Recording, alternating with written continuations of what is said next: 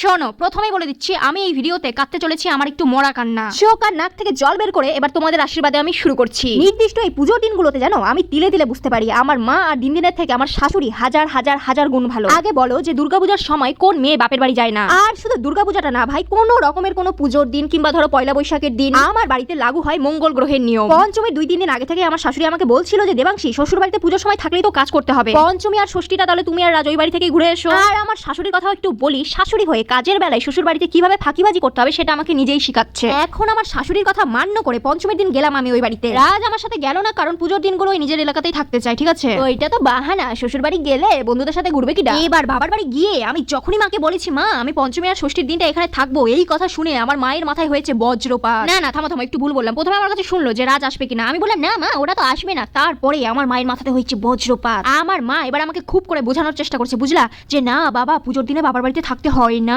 আমাকে এতদিনে কখনো দেখেছো দশমীর দিন ছাড়া তোমার মামা বাড়িতে যেতে? আচ্ছা আচ্ছা আচ্ছা, আমার মায়ের কথা অনুযায়ী আমার মা যেই সুযোগ সুবিধাটা পাইনি সেটা আমাকেও পেতে দিবে না। এরপরে আমার মা আমার কানের কাছে এসে 1 ঘন্টা ধরে ভীষণ ঝাড়ফুঁক করলো। তারপরে যখন দেখলো কাজের কাজ কিছুই দিল না, তখন গিয়ে কল লাগালো আমার হাইকোর্টের কাছে, অর্থাৎ আমার দিনের কাছে। আর এই যে এনার জন্যই, মানে আমার দিনের জন্যই এই সব আজগুবি নিয়মের আমাকে শিকার হতে হচ্ছে। এখন দিন আমাকে কল করে বলছে কি হয়েছে দাদা, মায়ের কথা কেন শুনছো না? এখন তো বিয়ে হয়েছে, এখন নিজের মতো চললে হয়। আর আমার দিনকে এখন কে বোঝাই বলো তো? যদি আমি বাড়ির লোকের কথায় চলার মতো মেয়ে হতাম তাহলে পালাই বিয়ে করার মতো আকামটা কি আমি আর করতাম? তারপরে বলছে তোমার মা মামুনি এরা তো কখনো পুজো পার্বণের সময় বাপের বাড়িতে যায় না, তুমি এই স্বভাব কোথায় থেকে পেলা? এমনিতেই তো দাদা তুমি 2 দিন পর পর বাবার বাড়িতে যাও, তারপর পুজোর সময় যদি বাবার বাড়িতে থাকো তাহলে তোমার শ্বশুর বাড়ির আশেপাশের লোকজন কি বলবে বলো তো? এখন যদি দেখে যে না এই বউটা পুজোর সময় অন্তত বাড়িতে আছে তাহলে ভাববে যে না বউটা হয়তো ভালো। ও ইনডাইরেক্টলি আমার পরিবারের লোকজন আমাকে জাতাতে পিষে চাই নাম কামাতে, বুঝলা? আরো একটু বলি, আমার শ্বশুর বাড়ির আশেপাশের লোকজনের পুজোর দিনে তো কোনো কাজ নাই না, মানে সবাই পুজোর দিনে সেজে গুজে নতুন জামা পরে ঠাকুর না দর্শন করে ঘুরতে না বেরিয়ে বলবে জায়গা দেখে আসি তো রাজের বউটা বাড়িতে আছে নাকি।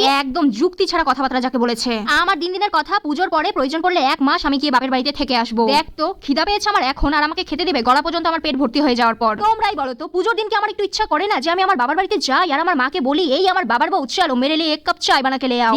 দিন তার উপর আমার মা আবার আমার কাকিমুনিকেও টেনে এনেছে। এখন কাকিমুনি আমাকে এসে বলছে যে বাবা তুমি তো তবু যখন ইচ্ছা বাবার বাড়িতে আসতে পারো। আমার বাবার বাড়ি তো কালিয়াচক, আমারও তো পুজোর দিনগুলোতে একটু যাওয়ার ইচ্ছা করে, তবু আমি যাই না।